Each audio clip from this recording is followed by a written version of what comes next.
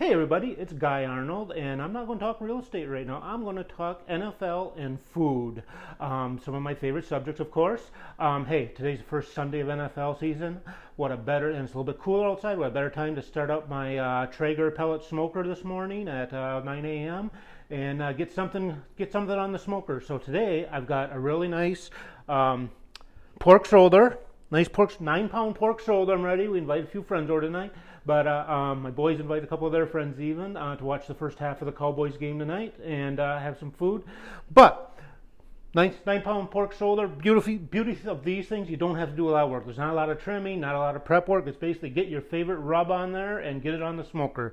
My favorite rub for pork shoulder and really pork spare ribs now is the Honey Hog Barbecue by Meat Church Products. The bad news, I used to get this down at the Yoko Poke salsa and barbecue shop down in downtown McKinney. Love that place. Unfortunately, COVID put them out of business. The silver lining is the new place I found to get these Meat Church spices is up at Buc-ee's in Melissa. So yes, it gives me another reason to go to Buc-ee's, like I needed one. But yeah, this is a fantastic spice for pulled pork and pork shoulders. It's not too spicy for some of you, but I think it gives a lot of flavor. I'm going to get this rub on here, and I'll give you an update later.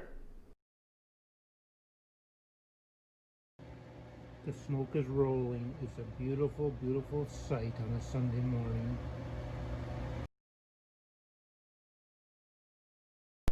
Hey everybody, I thought I'd give you a little update as the cooking's going on today. As you can see behind me, my Traeger smoker. Love that thing. Got the pulled pork on there, 9-pound pork butt, pork shoulder, whatever you want to call it. It's been going a little bit over 3 hours now. Give you a quick look. Starting to look good, starting to get some bark on it. I like it. A little bit over 3 hours right now. My goal is to get between 160 and 165 and then wrap it or cover it. I got a thermometer probe in there. If you can see this right now we're at 131 degrees. I want to get to about 160, 165. Then some people will wrap it in butcher paper. Some people will wrap it in aluminum foil. And others I've been reading will put it in a disposable aluminum pan, wrap it with aluminum foil, and we want to then bring it all the way up to between 200 and 205, 203 to 205, and then let it sit for a while. So hey, we're at the 3-hour mark. I'm guessing I got about another hour or so till we get to the 160.